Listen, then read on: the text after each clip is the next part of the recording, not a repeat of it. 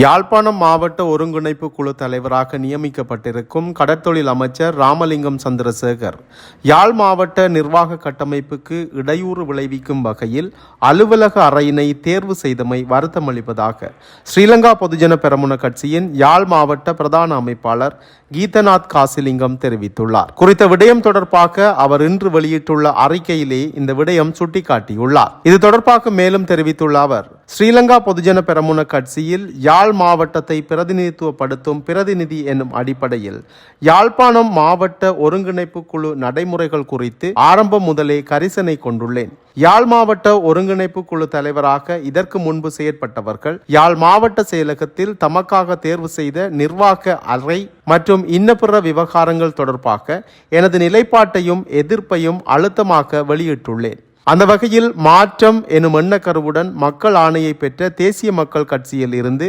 புதிதாக யாழ்ப்பாணம் மாவட்ட ஒருங்கிணைப்பு குழு தலைவராக நியமிக்கப்பட்டிருக்கும் ராமலிங்கம் சந்திரசேகர் பழைய தலைவர்கள் சிலரைப் போலவே மாவட்ட நிர்வாக கட்டமைப்பிற்கு இடையூறு விளைவிக்கும் வகையில் மாவட்ட செயலகத்தின் மையத்தில் தனக்கான அலுவலக மையத்தை பெற்றிருப்பது மக்களும் நானும் அவர்களிடம் எதிர்பாராத ஒரு செயற்பாடு ஆகும்.